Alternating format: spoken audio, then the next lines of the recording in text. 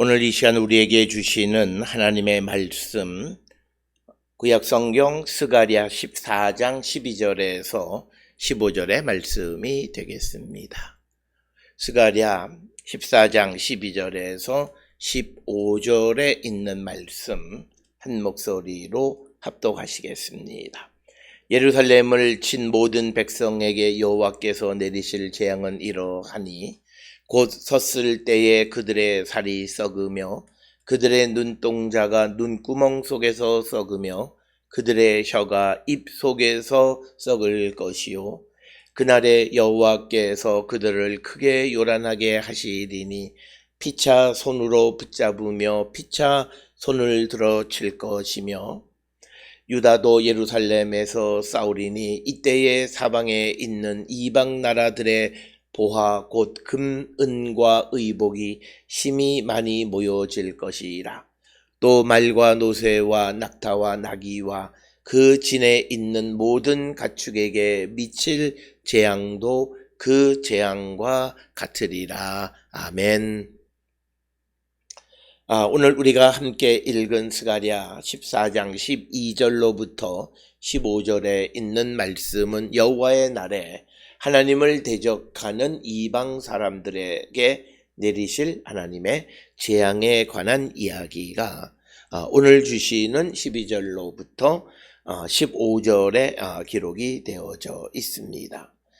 오늘 주시는 이 본문을 통해서 마지막 때에 하나님은 하나님의 백성들은 구원하시지만 그러나 하나님의 백성을 괴롭히거나 또 하나님의 백성들을 공격하는 모든 적대 세력들, 즉 이방 사람들을 하나님이 직접 치시는데 특별히 오늘 주시는 12절, 13절에서는 구체적으로 하나님께서 어떻게 그들을 치실 것인가 라고 하는 것을 우리에게 가르쳐주는 말씀이 되겠습니다.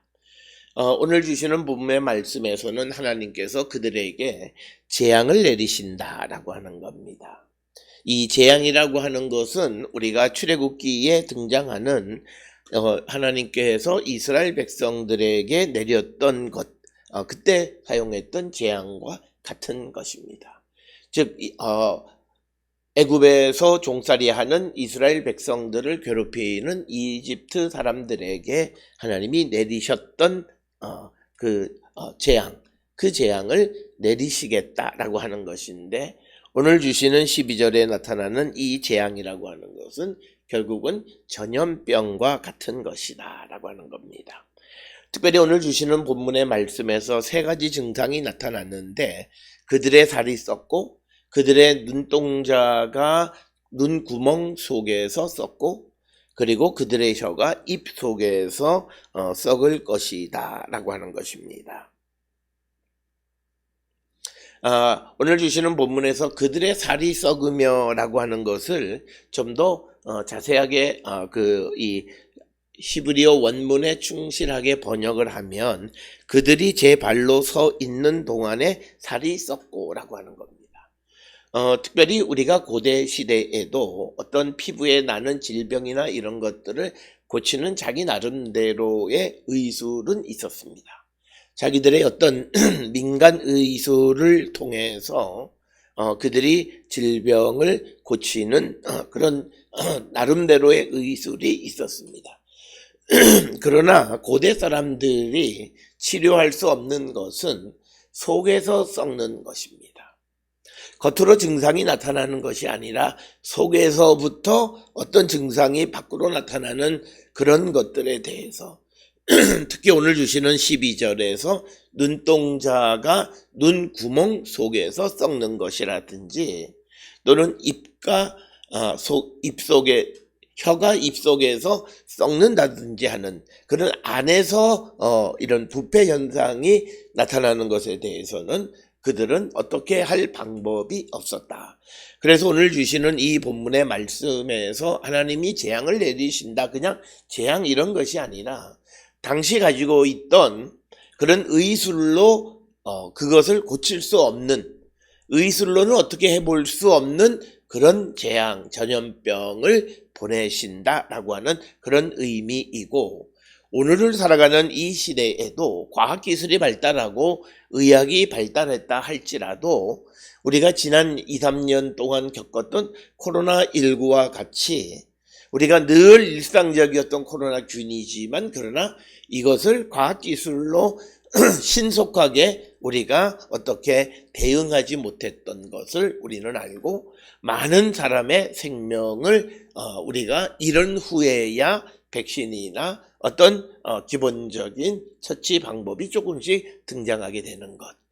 바로 이런 것들. 그렇기 때문에 오늘 주시는 이 말씀을 통해서 우리에게 주시는 것은 우리가 제 아무리 인류가 문명이 발달하고 과학기술이 발전했다 해서 하나님을 업신여기거나 하나님 없이도 살 수 있다고 말하는 그 교만함을 버리지 아니하면 오늘 주시는 12절과 같이 당시의 의술로 고칠 수 없는 병, 오늘날로 보면 오늘날 우리가 의술로 모든 것을 고칠 수 있다고 큰소리 쳤지만 코로나19로 말미암아 100만 명 이상 되는 몇백만 명의 사람의 생명을 잃어버리고 그리고 몇십만 명이 격리되어서 경제활동을 하지 못하는 그런 시대에 접하게 되어졌다.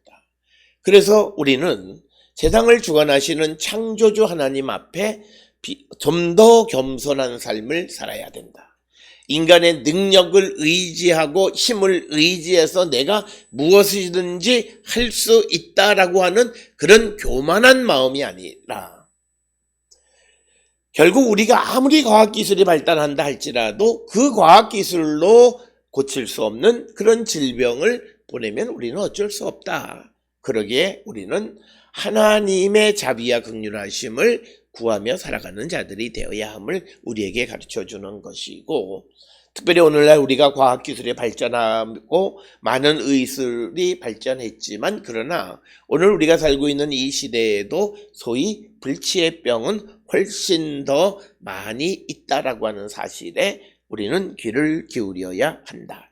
그래서 오늘 주시는 12절에서는 흑사병과 유사한 전염병, 당시 사람들이 어떻게 대처할 수 없는 그런 병을 보내서 하나님께서 그 이방의 모든 백성들에게 재앙을 내리시고 그들을 심판하셨다라고 하는 겁니다.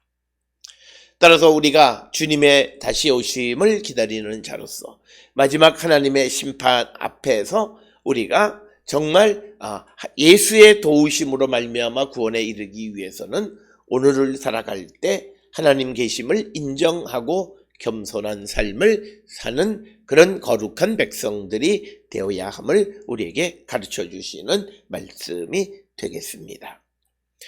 그래서 하나님께서 재앙으로 말미암아 이방을 그 모든 백성들을 치실 것이다. 즉 예루살렘을 공격한 하나님이 계시는 집을 공격한 하나님의 백성을 공격한 자들을 하나님이 재앙으로 심판하시겠다라고 하는 겁니다. 그러면서 오늘 주시는 13절에서 그날에 여호와께서 그들을 크게 요란하게 하시리니 피차 손으로 붙잡으며 피차 손을 들어 칠 것이다 라고 하는 겁니다. 즉 13절에서 우리에게 강조하는 것은 그 여호와의 날이 임하게 되어서 하나님이 이방을 심판하실 때 또 하나의 이방을 심판하시는 방법은 적군들 내적으로 요란하게 하고 서로 피차 서로 치고 죽이는 일을 하나님께서 하실 것이다 라고 하는 것이 오늘 주시는 13절의 말씀이 되겠습니다. 그래서 오늘 주시는 본문과 비슷한 이야기는 학개서 2장 22절에 여러 왕국들의 보좌를 엎을 것이요 여러 나라의 세력을 멸할 것이요 그 병거들과 그 탄자들을 엎드러뜨리리니 말과 그 탄자가 각각 그의 동료의 칼에 엎드러지리라. 오늘 주시는 본문의 말씀입니다. 피차 손을 들어 칠 것이다 라고 하는 것이 학개서 2장 22절에서는 동료의 칼에 엎드러지게 될 것이다 라고 하는 것이고요. 이런 사실은 하나님께서 이스라엘을 구원하실 때 그 적의 내부의 그런 소란함과 그리고 서로가 서로를 공격함으로 말미암아 이스라엘을 구원하신 예는 많이 있습니다. 사사기 7장 22절에서 기드온과 미디안과의 전쟁에서 구원하시는 하나님의 모습이 바로 그런 것이고, 또 사무엘상 14장 20절에서 사울과 블레셋과의 전쟁하는 가운데에서 14장 20절에 사울과 그와 함께한 모든 백성이 모여 전장에 가서 본즉 블레셋 사람들이 각각 칼로 자기의 동무들을 침으로 크게 혼란하였더라. 그러니까 뭐냐면 내부적인 혼란으로 서로가 피차 자기들이 칼을 들어서 자기의 동료들을 죽이는 일이 벌어졌다. 바로 이런 일들은 하나님이 개입하셔서 구원하시는 구원의 모습임을 우리에게 강조하고 있습니다. 또 뿐만 아니라 역대하 20장 23절에서도 에돔 사람들이 서로가 서로를 해하는 그런 일들이 벌어짐으로 하나님이 유다를 구원하셨다라고 하는 이야기들을 우리가 성경을 통해서 볼 수 있습니다.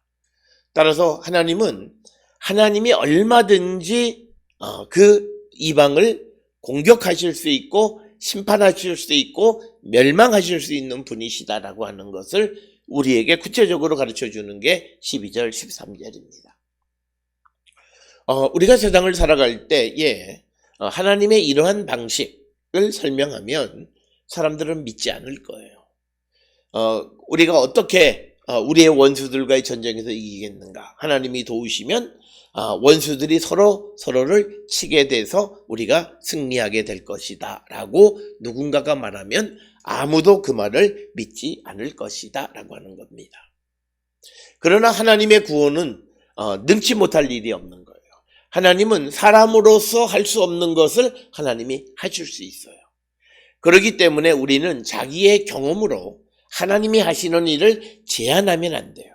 내가 경험한 것이 이러하기 때문에 하나님은 이러하시다라고 하는 것은 그거는 그에게는 맞는 것 같지만 하나님을 그렇게 가둬두면 안 된다라고 하는 거예요.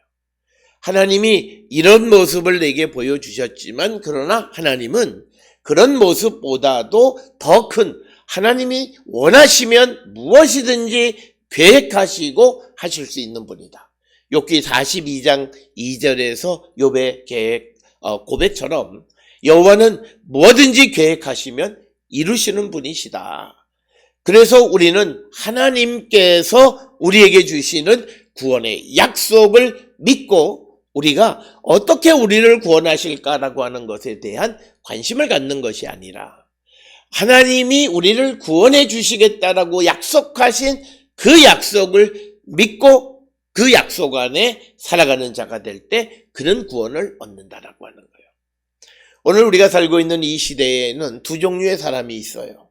하나님의 말씀의 능력이 나타나서 하나님의 능력 안에 살아가는 사람이 있고, 어떤 이들은 성경에 나타나 있는 하나님의 약속이나 하나님의 구원에 대해서 그것을 사실로 믿지 못하고 그저 하나님이 구원해 주신다라고 하는 예시로만 이해하는 사람들이 있어요. 그래서 그들은 그런 성경의 증언을 믿지 않을 뿐더러 그래서 그들의 삶에는 하나님의 능력이 안 나타나요. 그렇기 때문에 그들의 삶은 고달픈 인생을 살아가는 거예요. 우리가 우리에게 주신 하나님의 약속, 나를 구원하신다면 구원하신다는 하나님의 약속을 믿고 내가 약속에 굳게 서서 살아가는 자가 되면 그 약속에 걸맞는 일을 하나님은 이루어 주신다라고 하는 거예요. 그것을 우리가 오늘 주시는 이 본문에서도 마지막 날 여호와의 날에 하나님이 어떻게 우리를 괴롭히는 원수 이방 사람들을 물리치실까? 우리의 사고 밖의 영역에서 하나님은 역사하신다는 거예요. 누군가가 12절처럼 어떤 그 사람들의 눈동자가 눈구멍 속에서 썩고 그들의 혀가 입속에서 썩을 것이다 라고 말하면 그들은 믿지도 않을 거예요. 그리고 원수들이 피차 자중질환이 일어나서 망하게 될 것이다. 안 믿을 거예요. 그러나 하나님은 얼마든지 그런 일을 하실 수 있는 분이심을 믿는 겁니다. 그래서 우리가 종말의 때가 예수 그리스도의 재림의 때가 가까이 오면 올수록 더 확실하게 하나님의 말씀을 믿고 말씀 안에 살아가는 자가 되어야 한다라고 하는 것입니다. 그러면서 오늘 주시는 본문의 14절에 유다도 예루살렘에서 싸우리니 이때에 사방에 있는 이방 나라들의 보화 곧 금, 은과 의복이 심히 많이 모여질 것이요.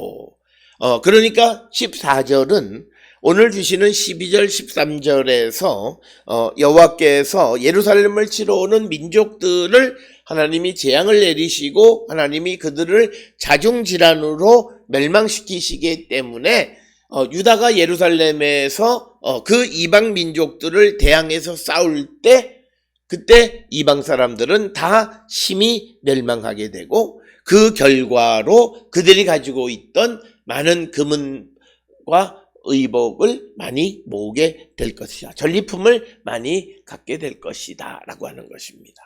따라서 14절은 12, 13절에 대한 결과, 즉 하나님의 백성들을 괴롭히는 적대자 원수를 심판하심으로 말미암아 하나님의 백성들에게 주어지는 이득이 무엇이냐, 베네핏이 무엇이냐를 설명하는 것이 오늘 주시는 말씀이 되겠고, 그래서 유다가 예루살렘에서 싸우게 될 때에 사방에 있는 이방 나라들의 보화 곧 금과 은과 의복을 심히 많이 모여질 것이다. 그래서 오늘 주시는 14절에서 유다가 예루살렘에서 싸우는 이유는 이방 나라를 대적해서 예루살렘을 지키기 위해서 싸우는 싸움이다 라고 하는 것, 그것을 우리가 기억을 하셔야 되겠습니다.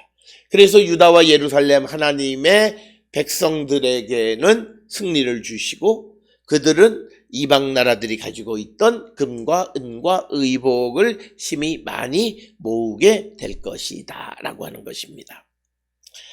오늘 주시는 마지막 15절에 또 그 말과 노새와 낙타와 나귀와 그 진에 있는 모든 가축에게 미칠 재앙도 그 재앙과 같으리라 라고 하는 이 15절에 있는 말씀은 앞에서 읽었던 12절에서 여호와께서 예루살렘을 치러 모인 모든 백성에게 재앙을 내리실 것이라고 하는 것과 연결해서 이해하셔야 된다라고 하는 겁니다.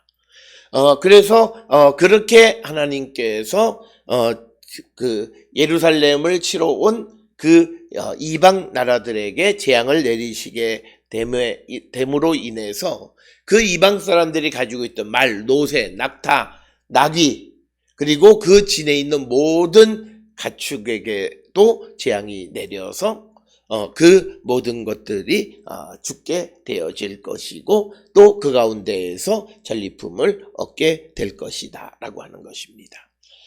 오늘 우리가 함께 읽은 이 말씀을 통해서 하나님께서 하나님의 백성들을 구원하기 위해서 쓰시는 방법은 인간의 사고와 인간의 경험의 세계에 머물러 계시는 분이 아니다. 그래서 내가 어떤 강력한 체험을 했다고 해서 하나님을 그 모습으로만 제한하는 것은 믿음의 모습이 아니다. 내게 남이 갖지 못했던 귀한 경험을 주신 것에 감사하면서 하나님은 그런 하나님일 뿐만 아니라 우리가 상상하지 못한 또 다른 영역에서도 역사하시는 하나님이시다라고 하는 것을 우리가 기억하는 자가 되어야 하고, 특별히 자연재해와 질병을 통해서 하나님은 하나님의 백성들을 구원하신다라고 하는 것입니다. 특별히 우리가 살고 있는 이 시대에 일어나는 모든 일들에 대해서 특히 믿음을 가진 사람들은 믿음의 눈으로 모든 것을 바라볼 수 있는 자들이 되어야 합니다. 특별히 우리가 코로나19를 통해서 교회가 더 내적으로 든든히 설 수 있는 기반, 그리고 이제 새로운 세대를 준비할 수 있는 그런 기반을 인프라를 구축하는 계기가 되어줬고, 또 우리가 가지고 있던 나쁜 습관들과 나쁜 관례들을 버릴 수 있는, 그리고 우리를 돌아보면서 본질을 향해 갈 수 있는 그런 방향을 제시해 주셨다라고 하는 면에서는 이 코로나가 우리에게 주신 의미가 크다라고 하는 거예요. 이처럼 우리가 할 수 없었던, 아무리 개혁을 부르짖고 아무리 무엇을 원하는 삶을 살아간다 해도 하지 못했던 일들을 하게 하시는 것, 바로 이것이 하나님의 일이고, 특별히 우리가 특히 감사한 것은 그 신천지라든지 이방 소위 그 이단들이 드러나게 되어진 것, 그것이 우리에게 주신 큰 은혜 가운데 은혜였다라고 하는 것이고요. 더 좋은 방법 중 하나는 우리가 이제 노인 연령들이 많아지고 거동이 불편한 사람들에게 어떻게 복음을 전하는, 대면으로 복음을 전하는 것의 한계 속에서 제약적이나마나 복음을 전할 수 있는 길들을 열어주신 것들입니다.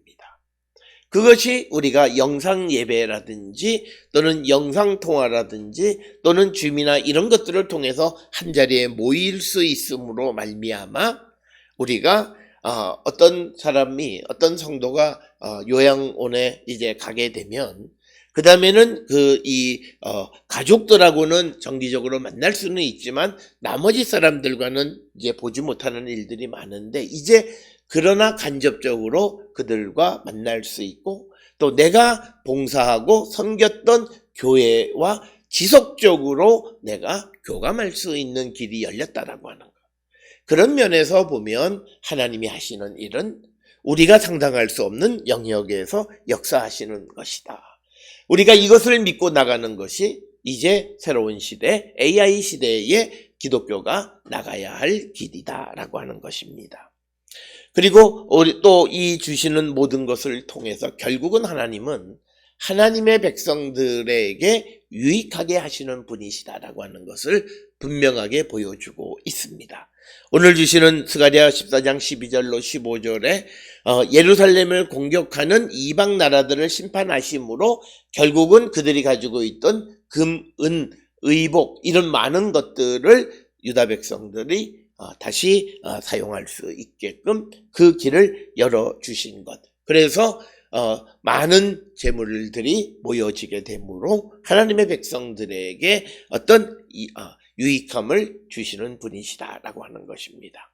오늘 주시는 본문을 통해서 우리가 예수 그리스도의 재림을 기다리고 이 세상의 마지막 때를 기다리며 살아가는 자로서 마지막 심판의 때에 우리가 의의 심판 가운데 하나님의 도우심으로 구원에 이르는 자가 되기 위해서 오늘 이 시간 우리에게 주어진 삶을 충실하게 살아갈 뿐만 아니라 예수 그리스도 안에서 복음을 전하는 삶을 살아가기를 결단하는 우리 모든 성도들이 될 때 우리의 삶은 하나님의 도우심으로 은혜 가운데 살아가는 거룩한 성도가 되어질 수 있음을 가르쳐 주시는 말씀이 오늘 주시는 스가랴 14장 12절로 15절의 말씀이 되겠습니다. 오늘 주시는 이 본문의 말씀을 통해서 우리의 믿음을 다시 한 번 더 가다듬을 뿐만 아니라 더욱더 주께로 향하는 우리 모든 성도들이 될 수 있기를 주의 이름으로 축원합니다.